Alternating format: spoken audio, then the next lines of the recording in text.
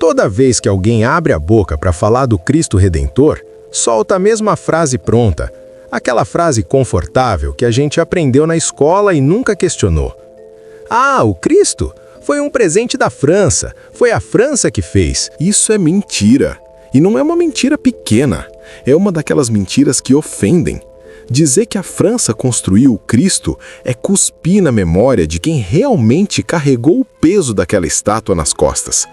A França não construiu nada. A França desenhou. A França esculpiu pedaços.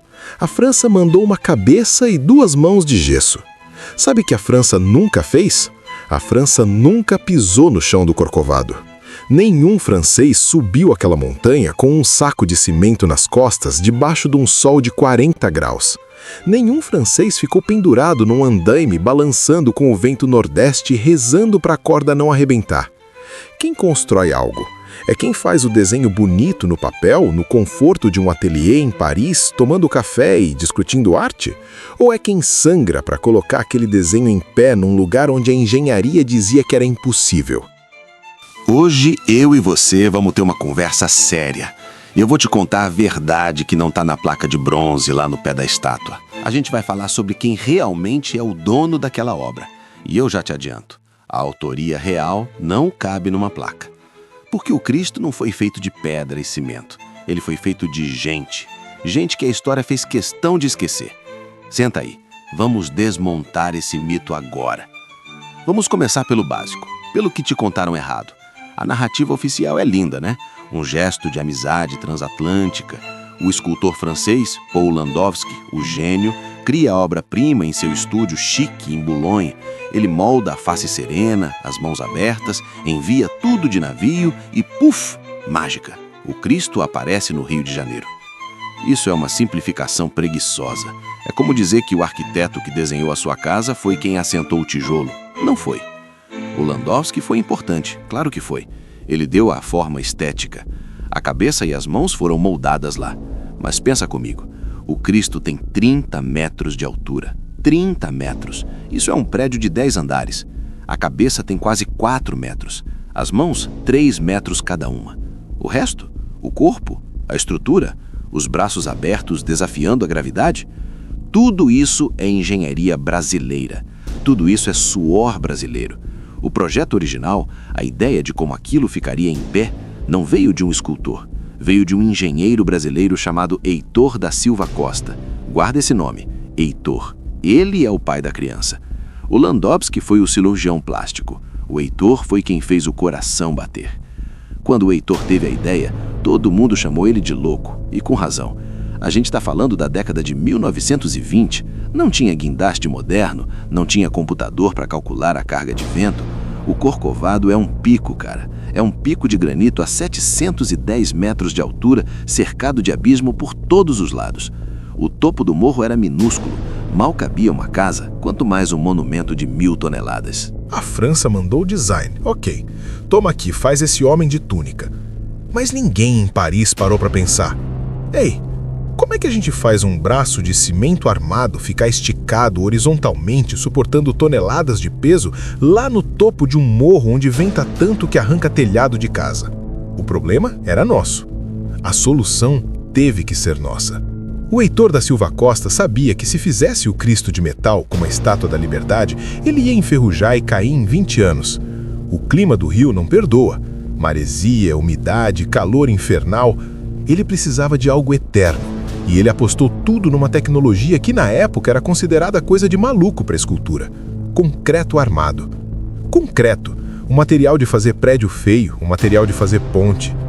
O Heitor decidiu que o Cristo seria um prédio em forma de santo. E aí começa o verdadeiro pesadelo. E é aqui que a França sai de cena e o trabalhador brasileiro entra. Imagina o cenário. Rio de Janeiro, 1926. A estrada de ferro do Corcovado já existia, mas ela era turística, pequena. Ela não foi feita para carregar toneladas de areia, pedra, ferro e água. A água? Você já parou para pensar que não tem água no topo do Corcovado? Para fazer concreto, você precisa de muita água. Sabe como essa água chegava lá? Gente, pessoas subindo e descendo, latas, tambores. O canteiro de obras do Cristo não era um lugar sagrado de oração. Era um lugar de sobrevivência extrema. O espaço era tão pequeno que se você desse 2 passos para trás para admirar o serviço, você caía no precipício. Não tinha margem de erro. O clima lá em cima é traiçoeiro. De manhã, sol de rachar o crânio. De tarde, nuvem, neblina, você não enxerga um palmo na frente do nariz. E o vento? O vento lá em cima não bate, ele espanca. Eram operários brasileiros, homens simples, pedreiros, carpinteiros, armadores de ferro, gente que morava no subúrbio, gente que pegava o trem, gente que subia aquela montanha todo santo dia, sabendo que um passo em falso era caixão fechado. E, curiosamente, a história oficial diz que não houve nenhum acidente fatal registrado durante a obra. Isso é repetido como um milagre. O Cristo protegeu os operários. Olha, eu não quero duvidar da fé de ninguém, mas eu conheço obra, e eu conheço o Brasil da década de 20. A ausência de registro não significa ausência de fato, significa ausência de importância dada a quem morreu. Mas vamos dar o benefício da dúvida. Vamos dizer que ninguém morreu. Mesmo que ninguém tenha morrido, o sacrifício foi diário. Imagina você dobrar ferro grosso na mão, no topo de um andaime de madeira, balançando com o vento uivando no seu ouvido. Imagina carregar saco de cimento nas costas, subindo trilha, porque o trem não dava conta de tudo. O Cristo não foi feito num ateliê. Ele foi feito na lama, na poeira, no calo da mão. E tem um detalhe que quase ninguém fala: o revestimento. O concreto armado é forte, mas ele é feio. Ele racha com o tempo se ficar exposto. O Heitor precisava de uma pele para o Cristo, algo que fosse bonito, resistente e que aguentasse o sol e a chuva. Ele achou a solução numa pedra que a gente tem de monte aqui: pedra-sabão. A pedra-sabão é macia, é bonita, e ela não dilata com o calor nem contrai com o frio. É perfeita. Mas como você reveste um gigante de 30 metros com pedra? Você não reveste com placas grandes, elas cairiam. Você reveste com pastilhas, triângulos pequenos, mosaico. Milhões de triângulos. E quem fez isso? Aqui entra uma das partes mais bonitas e mais apagadas dessa história. O Cristo tem mãos femininas na sua pele. Foram as mulheres da sociedade carioca e muitas mulheres humildes também, as pasteleiras, que passavam os dias cortando e colando os triângulos de pedra-sabão em telas de linho. Elas ficavam lá, em galpões, colando pedrinha por pedrinha. Dizem que muitas delas escreveram nomes de parentes, pedidos de oração e agradecimentos no verso dessas pedrinhas. Para um segundo e pensa na profundidade disso. O Cristo está coberto de segredos. O verso da pele do Cristo, a parte que toca o cimento, está cheia de nomes de brasileiros anônimos. O avô de alguém, o filho doente de alguém, o amor perdido de alguém. A França mandou a forma, mas a alma é brasileira. A alma está escrita de lápis no verso de uma pedra que veio de Minas Gerais, colada pela mão de uma mulher carioca e assentada por um pedreiro que arriscou a vida pendurado numa corda. Isso é autoria. Isso é construção. Mas a placa não diz isso. A história pop não diz isso. A história prefere a versão limpa, o presente da França. Por que a gente aceita isso tão fácil? Por que a gente tem essa síndrome de vira-lata que nos faz acreditar que tudo que é grandioso, tudo que é belo, tudo que é tecnicamente perfeito tem que ter vindo de fora? Ah, o Brasil não tinha tecnologia para isso. Mentira! O Heitor da Silva Costa provou que tinha. Ele calculou a estrutura. Ele desenhou a armação interna. O engenheiro francês Albert Cacot ajudou nos cálculos estruturais. Ajudou, mas a execução, a adaptação, a teimosia de fazer acontecer foi nossa. O projeto quase foi cancelado várias vezes. Faltou dinheiro. A igreja teve que fazer a tal da Semana do Monumento para arrecadar fundos. O povo doou dinheiro. O povo. Não foi o governo, não foi um barão rico pagando tudo sozinho. Foi vaquinha. Foi o dinheiro do povo brasileiro que comprou o cimento e pagou o salário do operário. Então, financeiramente, ele é nosso. Tecnicamente, ele é nosso. Materialmente, ele é nosso. Espiritualmente, ele é nosso. O que sobrou para a França? O design, a silhueta. Não estou tirando o mérito do Landowski. A estátua é linda, a expressão do rosto é perfeita, mas um desenho não fica em pé sozinho. Uma obra monumental exige um esquecimento proporcional à sua grandiosidade. Quanto maior o monumento, menor fica a pessoa que o construiu. Olha para as pirâmides do Egito. Você pensa nos faraós, não nos milhares que arrastaram pedra. Olha para a muralha da China. Você pensa no imperador, não nos corpos que estão enterrados na fundação. O Cristo é a metáfora perfeita do nosso mercado de trabalho, da nossa sociedade. A gente exalta o resultado final. A gente tira foto, a gente posta no Instagram, mas a gente vira a cara para o processo. A gente ignora o andaime. Quando você olha para o Cristo lá de baixo, ele parece leve, né? Parece que ele está flutuando, braços abertos, abraçando a cidade. Mas se você subir lá e chegar bem perto, se você encostar a mão no pé dele, você vai sentir a aspereza da pedra. Você vai ver que não é uma peça única, é um mosaico, é cheio de emendas. É imperfeito de perto para ser perfeito de longe. Essa é a realidade de quem constrói. O trabalho é sujo, o trabalho é duro, o trabalho é cheio de emendas. A narrativa de que a França construiu é uma meia-verdade confortável porque ela tira a responsabilidade de reconhecer o nosso próprio povo. É chique dizer que é francês, dá um ar de sofisticação.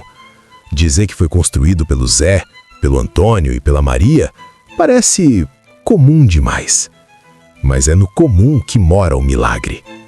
O milagre do Cristo não é ele ser santo, é ele estar em pé. É ele ter sido erguido numa época sem tecnologia, num lugar impossível, por um país que o mundo olhava e dizia, eles não conseguem.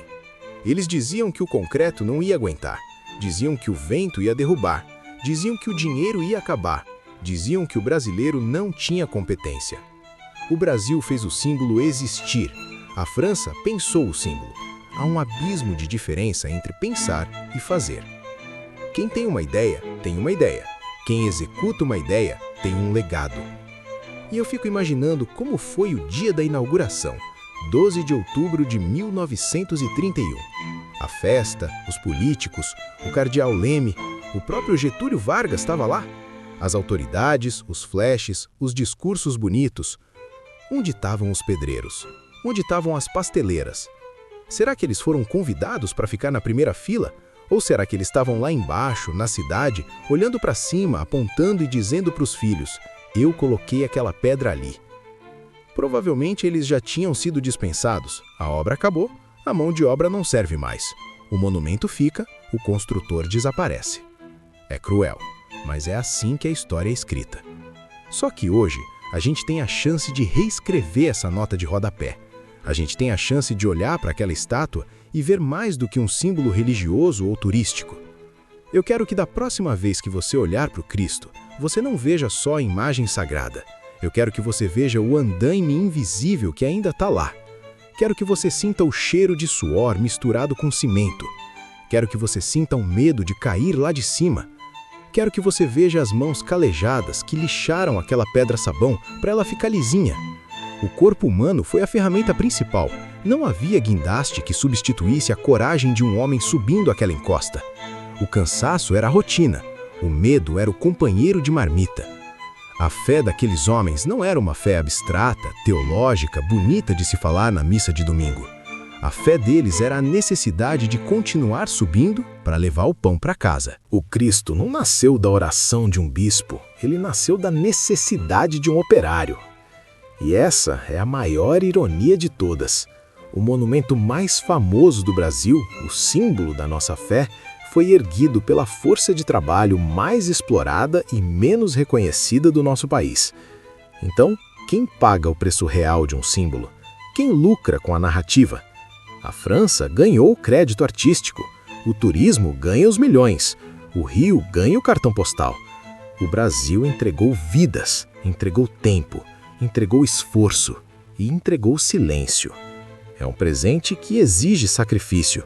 Todo presente monumental cobra algo de quem recebe. O Cristo cobrou o anonimato de seus construtores. Mas a verdade é teimosa, ela resiste, assim como o concreto armado do Heitor. Ela pode ficar escondida por baixo de camadas de marketing e diplomacia, mas ela está lá, na estrutura. A autoria real é coletiva, é caótica, é incômoda. Dizer o Brasil construiu o Cristo não é ufanismo barato, não é nacionalismo bobo, é justiça histórica. É reconhecer que a nossa capacidade de realização é gigante, mesmo quando as condições são péssimas.